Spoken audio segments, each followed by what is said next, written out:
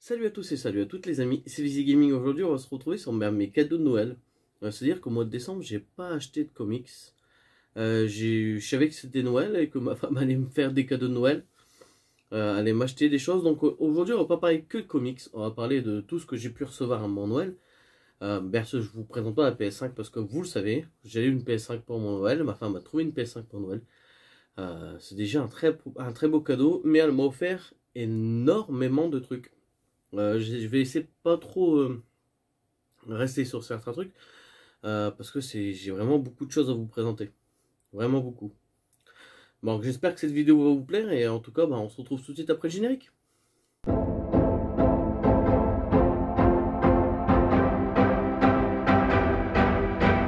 Donc je vais revenir sur plusieurs choses, hein. Bien sûr, j'ai pas 50 BD, 50 jeux vidéo, enfin 50 Blu-ray. C'est vrai que des jeux vidéo, j'en ai pas mal quand même. Mais on va discuter un peu de tout ça. Je ne vais pas donner mon avis beaucoup sur tout, mais on va quand même revenir sur certains jeux. Et la première chose qui peut paraître bizarre, mais moi j'aime bien. Je kiffe. C'est ni du Blu-ray, ni du jeu vidéo, ni de la BD, ni du comics. C'est un album. Ma femme m'a offert Georges Brassens. Ça peut paraître étonnant, mais j'adore Georges Brassens. Il m'a offert un CD avec 5 albums, 5 CD dedans. Ses meilleurs titres, il a fait 100 chansons, c'est 100 chansons de Georges Brassens. J'aime beaucoup. Bon, je ne vais pas vous parler de Georges Brassens aujourd'hui, j'adore ce qu'il fait, mais je ne vais pas vous parler de Georges Brassens aujourd'hui. On est là pour du produit culturel, pop culture, on va dire. Donc déjà, on va parler, là je vais vous parler de mes jeux Switch. Donc j'ai 5 jeux Switch à vous présenter. C'est vrai que j'aime énormément les jeux indépendants. Je suis un gros consommateur de jeux indépendants. Et j'adore mes jeux en boîte. Moi, j'achète quasiment pas de jeux en démat, sauf quand il n'y a pas de version boîte. Donc, on va commencer directement. J'ai reçu Golden Force. C'est un petit jeu indépendant, un action platformer, quoi, assez hardcore. Je le voulais absolument en boîte, et en plus, je ne savais pas du tout. Ma femme me l'a acheté pour Noël. Et ça a été tiré à 20 000 exemplaires. Donc, il y a 20 000 exemplaires de ça, et puis après, c'est fini. Donc, moi, sur les 20 000, j'ai le 19 362 exemplaires. C'est vraiment un petit jeu en 2D à pixeliser indépendant. Ça c'est dur, on va contrôler soit plusieurs personnages, il y a 2 femmes, un dragon et un papy qui se tape avec ses poings. C'est assez hardcore, c'est un jeu assez dur. Et on va devoir, en fait on est des pirates, on va devoir gagner beaucoup d'or. Pour avoir beaucoup d'or, il faut tuer beaucoup d'ennemis, avancer, tuer des gros monstres. C'est vraiment un jeu qui me plaisait visuellement déjà, donc je voulais absolument le choper.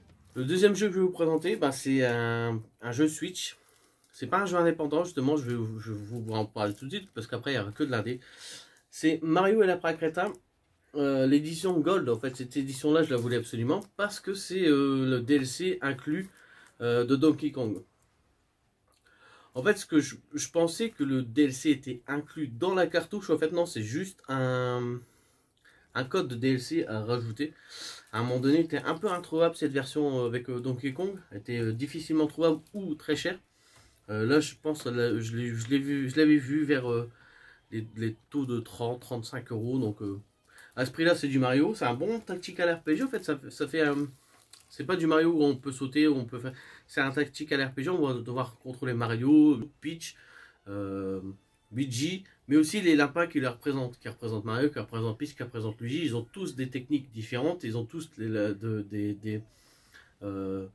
ils vont mettre tous des dégâts différents. Il y a un personnage qui pourra soigner, un personnage qui pourra faire plus de dégâts, un personnage qui pourra sauter plus.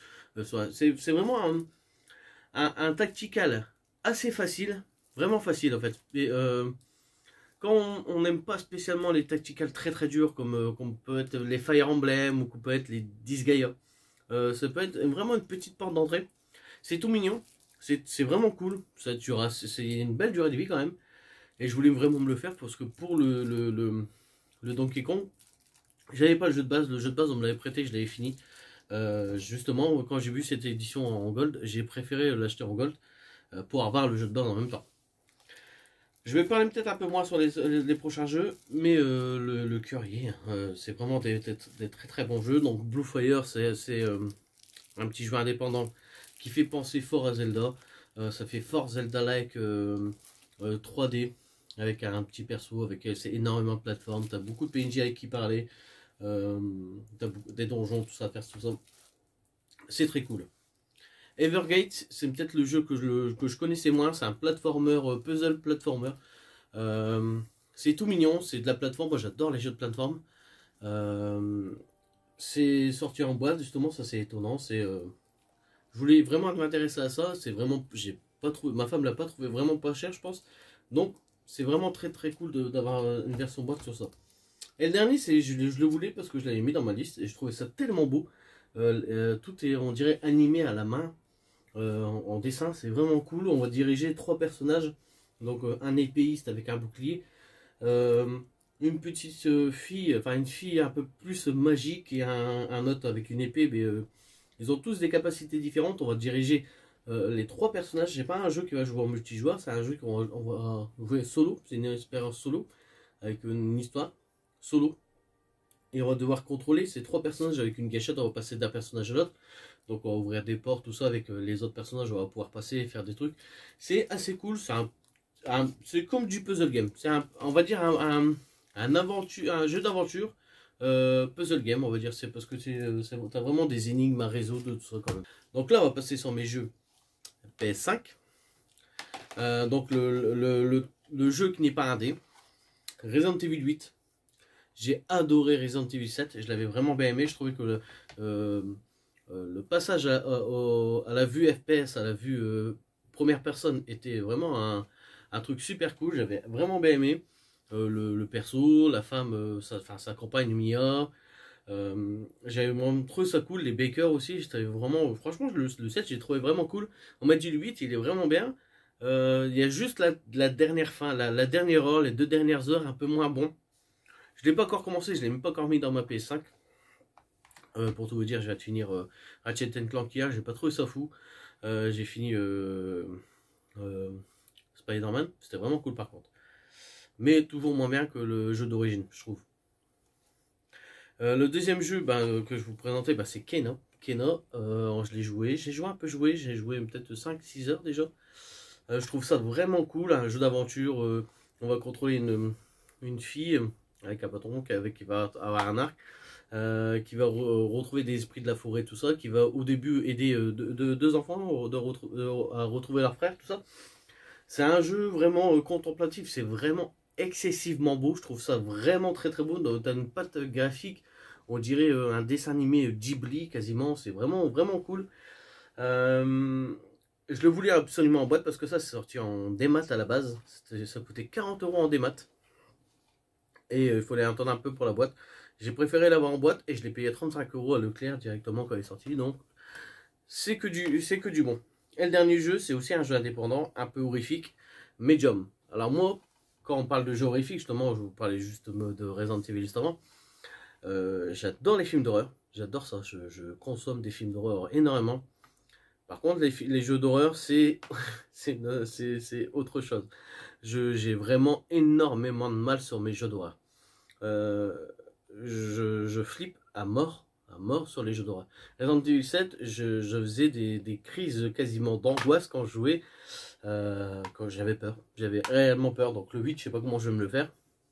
Mais parce que j'y joue aussi le soir, dans le noir, au casque. C'est comme j'y joue. Mais bon, là on m'a dit c'est pas spécialement très très horrifique, c'est un peu plus psychologique.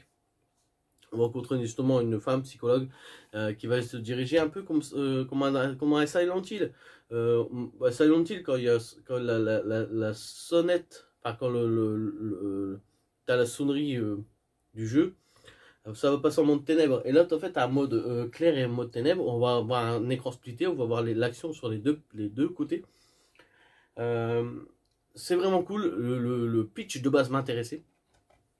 Et je voulais absolument jouer à ça là. Pendant mes semaines de congé, j'ai une semaine de congé, donc je vais essayer de profiter à mourir en fait des enfants, tout ça, mais aussi de lire et de jouer. Le seul Blu-ray que j'ai à vous présenter, ben, c'est Evil Dead. C'est Evil Dead, donc Evil Dead, vous connaissez bien sûr de Sam Raimi. Hein. J'avais acheté la série il n'y a pas si longtemps, la série en 3 saisons. J'avais adoré la série je l'avais vue sur Netflix, j'avais adoré. Là c'est un film, c'est 3 films plus 3 DVD en DVD. C'est 3 DVD, je veux dire bonus, mais en DVD, c'est pas du Blu-ray. Donc tu as 3 films Blu-ray plus 3 DVD en DVD, bonus en DVD. J'adore Sam Raimi, j'adore ce qu'il fait. J'ai adoré ses Spider-Man, tout ça, mais je trouve que Evil Dead, c'est vraiment une trilogie de films que j'ai adoré. J'ai un peu moins aimé le remake qu'il nous avait fait, où justement il n'y avait pas Ash. J'adore, en fait, c'est ce que j'aime bien, c'est j'aime bien le personnage de Ash. Je vais me les refaire, je les ai, en plus, je les ai revus peut-être l'année dernière ou il y a 2 ans, en 1080. Je l'avais directement en version Blu-ray.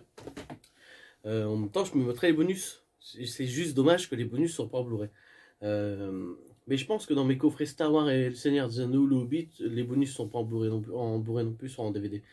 Il faudrait que je vérifie, mais je pense. Là, on va passer directement à de la BD. Donc de la BD, je vous ai présenté tout ce qui était hors BD pour l'instant. Donc là, on va passer à la BD. La BD, je voulais commencer Black Sad. Ma femme l'a vu, l'a su, je sais pas trop comment. J'ai peut-être mis dans ma liste, je suis vraiment pas sûr. Donc, elle m'a pris le premier tome de Black Sad, le 6e tome, si je me trompe pas, vient de sortir. Donc je vais lire déjà le premier tome, si ça me plaît ou pas. Je vais avancer tout doucement, mais je vais lire ça avec attention, parce que je trouve les dessins magnifiques, magnifiques, magnifiques. Je trouve, en fait, le format franco-belge grand, comme ça, pas trop épais. Je trouve c'est très classe, c'est très beau. Franchement, je trouve ça très très beau. Un poil cher, on va pas se mentir, le franco-belge, c'est cher. Ça c'est 15 € cette édition de Black Sad. Mais j'aime bien ce format, j'ai envie de découvrir Black Sad. Donc j'espère ne pas être déçu. Si ça vous intéresse, je peux même revenir dessus dans une critique. Franchement, ça me plairait vraiment beaucoup. Donc à chaque fois qu'on fête un anniversaire, un de mes anniversaires ou un Noël, j'ai tout au droit du Astérix. Ma belle-sœur m'a offert un Astérix. Donc Astérix et la galère d'Obélix, c'est le numéro 30, c'est le 30e tome. Je l'avais pas, ça va directement arriver dans ma collection. Je vais peut-être le lire juste avant de le mettre dans la bibliothèque. Parce que c'est court, hein, c'est 47 pages, 48 pages de BD. C'est court, j'aime bien le format. C'est un peu plus petit que du Black Sad, bien sûr. Vous pouvez voir, c'est plus petit, c'est moins large. Mais Astérix, c'est toujours une valeur sûre. Même les derniers qu'on arrive vachement à critiquer. Avec les nouveaux auteurs, moi, le dernier tome, je l'ai vraiment apprécié. J'ai vraiment trouvé ça vraiment très très cool. Le fait que ça se passe pas en France, ça se passe dans un pays nordique avec la potion magique et son des soucis. J'ai vraiment apprécié ce tome. Donc là, c'est encore Goscinny Uderzo à la narration et au dessin. Donc je pense que ça va être du bon et que de toute façon, Astérix, c'est toute une enfance que j'ai pas découvert. J'ai vu beaucoup d'épisodes, j'ai vu beaucoup de dessins animés. J'ai pas forcément découvert ça en BD et j'ai envie de les découvrir maintenant que je suis un peu plus grand, que je peux m'acheter plus de choses. Là, on va passer sur un truc que je voulais depuis sa sortie quasiment. J'avais vu une vidéo des comics de Fred qui en parlait. J'ai trouvé ça tellement beau. L'édition, je la trouve magnifique. C'est La Bête. La Bête, le marsupilami. Donc, la comics de Fred en a fait une vidéo. C'est pour ça peut-être que je ne sais pas si j'en ferai une vidéo. Si ça vous intéresse, je peux toujours en faire une vidéo. Sinon, allez voir la vidéo des comics de Fred. Il en parle très très bien. Il m'a donné envie de l'acheter. Je l'ai lu. Ça, directement, quand ma femme l'a ramené, je l'ai lu. Et c'était vraiment une super BD. Ça va se passer en 2 tomes. En plusieurs tomes, en tout cas. Parce que tout ne se déroule pas dans le premier tome. À la fin du premier tome, il est clairement indiqué qu'il y aura un 2e tome. C'est du marsupilami, donc je ne connaissais pas spécialement marsupilami. Mais c'est vachement, enfin, c'est très différent de ce qu'on connaît de Marsupilami. C'est très très différent. Ça peut, en fait, quand on pense à Marsupilami, on pense à des trucs assez joyeux, assez enfantins, tout ça.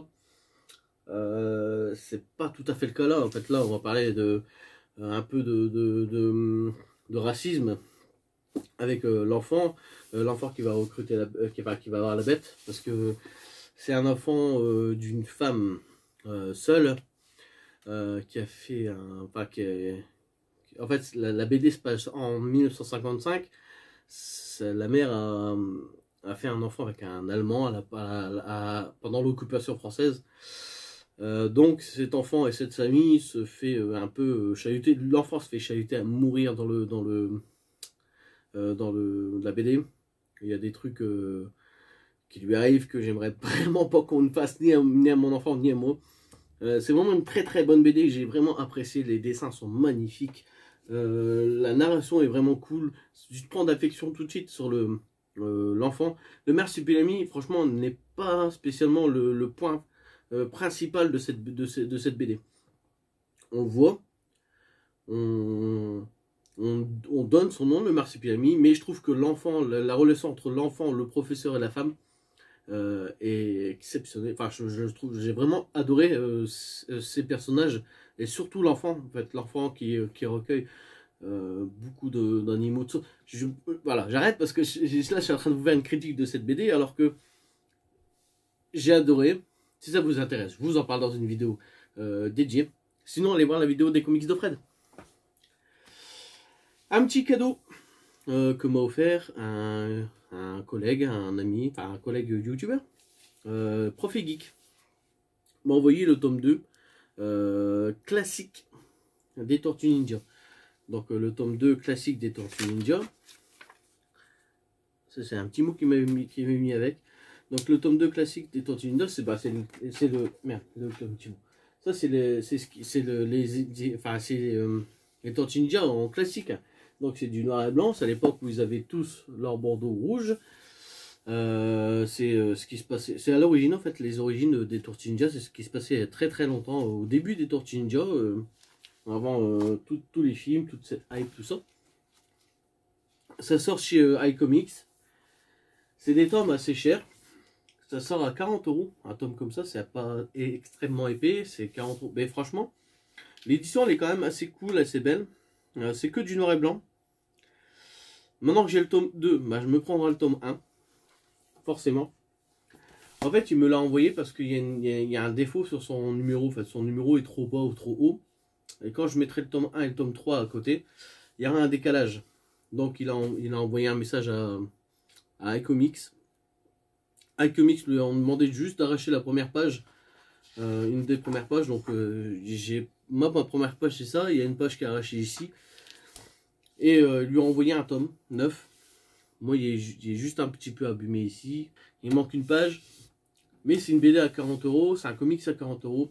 Et j'ai envie de découvrir les tortues. Un classique, les Tortues Ninja, l'édition récente. Très très bonne. D'ailleurs, une petite... comme ça, j'intègre ça tout de suite. Si vous voulez lancer dans du Tortue Ninja et que vous voulez pas ni vous acheter le tome 1 parce que vous savez qu'il est pas bon, ni le tome 0 parce que ça coûte un peu cher, et que c'est juste pour vous renseigner, ma petite recommandation c'est de vous acheter le tome Le Clan Foot. C'est un hors-série. On raccroche quand même on peut raccrocher les wagons assez facilement. Et franchement, c'est une histoire qui se vaut d'un bout à l'autre. Si ça vous plaît, vous pouvez déjà vous faire un premier avis et un bon avis sur ce tome.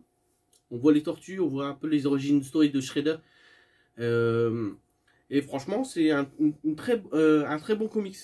Donc, petite digression, mais ça peut vous intéresser. Donc, aujourd'hui, c'était Noël, 25 décembre. Bah, ma belle-mère m'a ramené un comics. Donc, je pense que c'est ma femme qui lui a dit de me ramener ce comics. Hein. Batman Grave de Warren Ellis. Donc, je ne l'avais pas encore acheté, je ne l'avais pas encore lu. Je voulais me lancer dans du Warren Ellis. J'ai essayé Planetary, j'ai du mal un peu à rentrer dedans. j'allais commencer Transmétropolitane. Mais c'est peut-être plus accessible de commencer du Warren Ellis avec ça, peut-être, je suis pas sûr. Mais c'est du Batman c'est accessible, c'est toujours accessible, c'est toujours un perso que j'aime bien. Les dessins sont juste fabuleux aussi. Hein. J'ai vu des critiques, j'ai vu beaucoup de choses se dire sur ce comics et sur Warren Ellis. Je prendrai mon temps, je le lirai comme il faut. C'est quand même un beau livre, hein. C'est quand même une belle densité de pages. Est-ce que je vous présente ça tout de suite? Allez. Vous connaissez mon amour pour Garth Ennis. J'aime Preacher. J'aime Preacher, ça vous le savez bien sûr. J'aime le Punisher. J'ai Punisher Max, j'ai lu quasiment l'intégralité. Il manquait de Garth Ennis sur Punisher. Les épisodes avec Steve Dillon. Donc, j'ai le premier icon avec Steve Dillon sur le Punisher. J'adore moi les icons. Je sais ce qu'on va me dire, le papier n'est pas terrible. Si, moi je m'en fous. C'est des runs pas chers. 35 euros. 35 euros, un pavé comme ça. Je trouve que c'est excessivement. Je trouve ça réellement pas cher. Je trouve que c'est vraiment dommage que Panini arrête cette édition, arrête cette collection.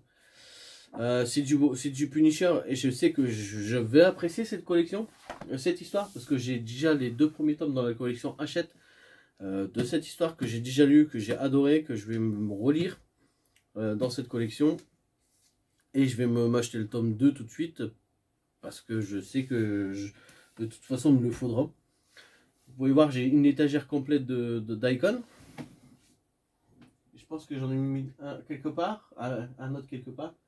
Je vais me refaire une étagère, je pense, d'icons, parce qu'il me reste encore des icons que j'aimerais bien avoir, comme le Hawkeye, peut-être comme du Daredevil. Je ne sais pas si vraiment c'est accessible ou pas pour un nouveau lecteur de Daredevil. Je vais vous en parler juste après. Mais en tout cas, ça m'intéresse. Ça, je vais le garder pour la fin. Donc, ma femme m'a ramené aussi quoi? Elle a vu ça, bien sûr, dans ma liste. J'ai fait une liste, elle a vu ça dans ma liste.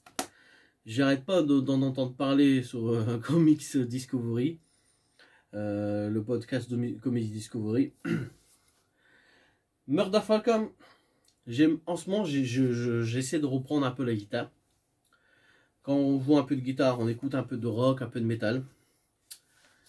Du métal, du comics, il n'en fait qu'un pas.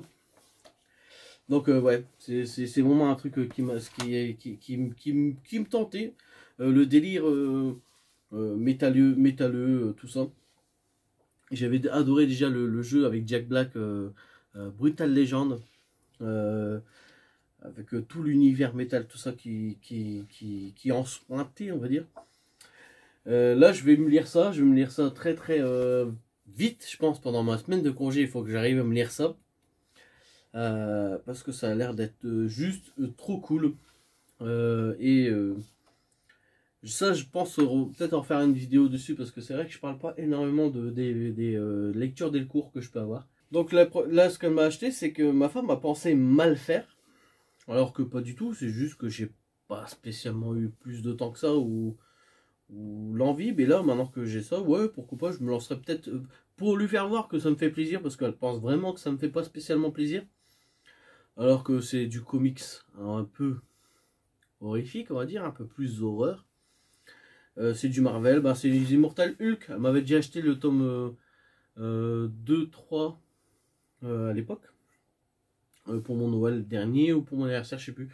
Voilà, elle me ramène le tome 4, le tome 5 et le tome 6. Donc je vais pense me prendre une petite après-midi, une petite journée. Si j'ai le temps, je vais peut-être m'enchaîner des tomes 1, 2, 3 peut-être, ou 4, 5, 6. Je vais me relire le 1 en tout cas pour me mettre dans le bain. Parce que du Hulk, j'en ai pas lu énormément. Et ça me fait envie quand même, parce que j'ai pas envie de... Parce que ma femme pense vraiment que c'est un cadeau que elle a mal choisi en fait, parce que ça je l'avais pas mis dans ma liste. Alors que non, pas du tout, j'adore, j'avais bien aimé le tome 1, non, je l'ai pas relu, je l'avais déjà lu à l'époque, j'avais bien aimé. C'est juste que je suis passé à autre chose. Entre deux, j'essaie de lire du Marvel, du DC, de l'indé. Tourner comme ça. Maintenant, j'ai intégré aussi un peu de manga et de BD. Donc, je peux pas non plus tout lire. C'est vrai que j'achète plus ce que je dis. C'est peut-être un défaut que j'ai. Enfin, c'est un défaut que j'ai en tout cas. Mais je vais me lire ça très très bientôt, je pense. Parce que c'est. Bon, déjà, le premier tome m'avait beaucoup plu. Et on m'a dit que c'était vraiment toujours très bon, enfin c'était de plus en plus bon, donc j'ai envie aussi de voir ça et de découvrir ça. Là on va arriver quasiment à la fin, j'ai 3 tomes à vous présenter, plus un autre qui est sur le côté. Je vous disais qu'au mois de janvier j'étais intéressé pour m'acheter une série, parce que j'ai que le premier tome. Ma femme, en pensant ne pas me faire plaisir en m'achetant les Hulk, c'est empressé de me refaire un nouveau cadeau. Mais vraiment de dernière minute. Genre, elle m'a donné les Hulk peut-être le 23 décembre. Elle pensait que vraiment j'avais pas aimé. Le 23 décembre, elle me rachète des comics pour aller chercher le 24 pour me les offrir aujourd'hui le 25. Elle n'aurait pas dû, mais bon. Daredevil de Chip Zdarsky, tome 2, tome 3 et tome 4. Donc je suis à jour sur Daredevil de Chip Zdarsky. C'est aussi un truc que j'ai vraiment envie de lire. C'est vraiment. Le premier tome m'avait vraiment plu. On m'a dit le deuxième tome est un peu moins bon. Alors je sais pas si c'est l'histoire qui est un peu moins bonne ou les dessins, parce qu'on m'a dit les dessins sont à chier. Moi j'ai ouvert, j'ai pas trouvé ça tellement à chier. J'avais apprécié le tome 1 vraiment beaucoup. Enfin, j'avais vraiment adoré même le tome 1. Donc je vais me lire ça très très vite aussi. Je vais peut-être lire Hulk avant pour vraiment faire voir à ma femme que ça m'intéresse et que j'ai envie euh, de découvrir plus, parce que là je suis déjà à 6 et on a 8 tomes en France, donc je vais peut-être m'acheter le 2 tomes. Comme ça, moi j'aime vraiment une série finie. Parce que c'est vrai que je commence beaucoup de choses et que je les termine quasiment jamais. Et je pense qu'après je vais enchaîner avec du Daredevil. C'est vrai que je m'impose à lire du Marvel, du DC et de l'indé. Alors que quand j'ai des runs comme ça, autant lire un run complet ou enfin quand j'ai plusieurs tomes comme ça de retard. Je pense que ce serait plus intéressant, parce que des fois je me force à lire de l'urban, tu vois, comme du Batman ou et pas autant, je voulais me lire un autre truc, c'était urban, et je me dis putain, c'est chiant en fait, j'ai pas envie de lire ça maintenant. Mais comme je viens de lire du Marvel, il faut que je lise ça, sinon je le lirai pas. Et je pense que c'est pas une très bonne truc, donc je pense que c'est pas vraiment pas un bon truc à faire. Si j'ai envie de lire du Marvel je pense que je vais me rester dans cette optique-là. Lire, si j'ai 2 3 tomes, les lire d'un coup comme ça. Je savais que j'avais fait ça pour les Spider-Man. J'avais adoré les 2 3 derniers tomes que j'ai lus comme ça. Et là, on va arriver à le dernier achat, le dernier cadeau que ma femme m'a fait. Et ben, je voulais les découvrir en single. Enfin, pas en single, en un tome par un tome. En fait, ça, c'est pas spécialement un cadeau de Noël. Avec ma femme, on est parti voir Spider-Man, je vous l'avais dit, le 18 décembre. Parce que le 19 décembre, c'est notre anniversaire, en fait, avec ma femme, ça fait 8 ans que je suis avec ma femme. Et tous les 19, enfin tous les 18, 19 à peu près, on se fait des cadeaux, on se fait un petit cadeau, un resto, un ciné. En fait, c'est tout, on se fait tout, un resto, un ciné et un petit cadeau. Le petit cadeau, c'est transformé en gros cadeau. Elle m'a pris Lock and Key Omnibus. Donc je vais les découvrir à la base en single, enfin tome par tome. Parce que je trouve ça plus pratique à manier. Enfin le format 100%, je trouve ça plus pratique à manier.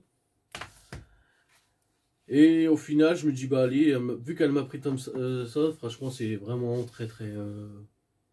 En fait, l'édition, elle est vraiment jolie, je la trouve. Un dos arrondi, ça fait une. Franchement, je trouve que c'est vraiment assez classieux. Je trouve cette édition assez classieuse. Donc, avec les chapitres au bon endroit, enfin, c'est franchement très très cool. J'ai vu que la série continuait. Je pensais que c'était une série finie, mais non, j'ai vu que le tome 7 allait arriver. Il y a eu aussi des prologues. J'avais vu la série Netflix, je l'avais bien aimé. On m'a dit si c'est honteux, on m'a dit c'est honteux. Si t'aimes bien la série, c'est que t'as pas de goût. Mais bon, je l'avais vu avec ma femme, pourquoi pas. Et on m'a dit par contre, si t'aimes bien aimer la série, lis le comic, ça va te retourner le cerveau, ça va être encore mieux. Donc allez, je vais me forcer à lire cet omnibus, enfin pas me forcer à lire cet omnibus, mais à lire le format omnibus, parce que je trouve ça un peu gros. Je trouve ça pas très très pratique à lire. C'est pour ça que le Spider-Man, Ultimate Spider-Man, je l'ai pas encore lu. Je l'ai lu 2-3 chapitres et je trouve ça vraiment trop gros. Je pense qu'en pratiquant, on a peut-être déjà apprécierait plus. Donc je vais me lire cet omnibus. Pas tout de suite, parce que j'ai beaucoup de trucs à lire. J'ai envie de lire du Daredevil et du Hulk. Bien sûr, le Batman Grave aussi. Il y a beaucoup de trucs que j'ai envie de lire actuellement. Là, j'ai une seule semaine de repos. Et là, jusqu'à août, il n'y a plus de repos. Donc, il faut que j'enchaîne des lectures, il faut que j'enchaîne des jeux, il faut que j'enchaîne plein de trucs. Parce que ça va être très très dur. Donc, Lock and Key, Omnibus de chez iComics. Voilà tout ce que j'ai pu recevoir pour Noël. C'est énorme. Je ne comprends pas pourquoi, comment. Je ne comprends pas d'où vient tout ça en fait. Et pourquoi. C'est vrai que j'ai une belle famille, j'ai des amis, j'ai une femme surtout qui fait énormément pour moi. Je fais aussi pour elle, il ne faut pas croire, je fais aussi beaucoup. Mais ma femme est exceptionnelle. Franchement, ma femme, c'est une merveille. Alors, on regarde pas spécialement mes vidéos, mais tant pis quoi. Mais ma femme, c'est une merveille. On arrive à la fin de cette année, donc déjà j'ai envie de vous dire ma très très bonne fête de fin d'année. Bon, Noël c'est passé, mais il reste Nouvel An. C'est peut-être pas la dernière vidéo de cette année. Je vais peut-être vous faire une vidéo sur mon année comics. Parce que j'ai tenu une liste de tous mes achats comics, manga et BD. Et une liste de tous mes jeux que j'ai pu faire, enfin que j'ai pu acheter dans cette année. Donc à peu près 50 jeux à peu près. Hein. Et en comics et BD, j'ai pas encore fait le calcul. Je suis à plus de 150 là. J'ai pas encore vraiment calculé. Bon, je voulais vraiment vous remercier d'être toujours présent sur les vidéos. C'est vrai que vos retours commentaires, enfin vos commentaires me font vraiment plaisir à chaque fois. Vos likes. J'ai vu qu'il y avait quelques dislikes, mais ça me dérange pas spécialement parce qu'en plus maintenant ça se voit plus, donc je vois pas l'intérêt. Mais ça me dérange pas. Je préfère qu'on me dise clairement ce que j'aime pas ce que tu fais parce que tu présentes trop de trucs, parce que t'étales trop ton... On me l'a déjà dit ça, t'étales trop ta collection, ta bourgeoisie, en fait, tu nous fais voir trop que t'en as. C'est pas spécialement ce que je veux faire, en fait, c'est juste que j'ai envie de découvrir, en fait, je suis un mec qui est insatiable, j'ai toujours envie de découvrir des choses.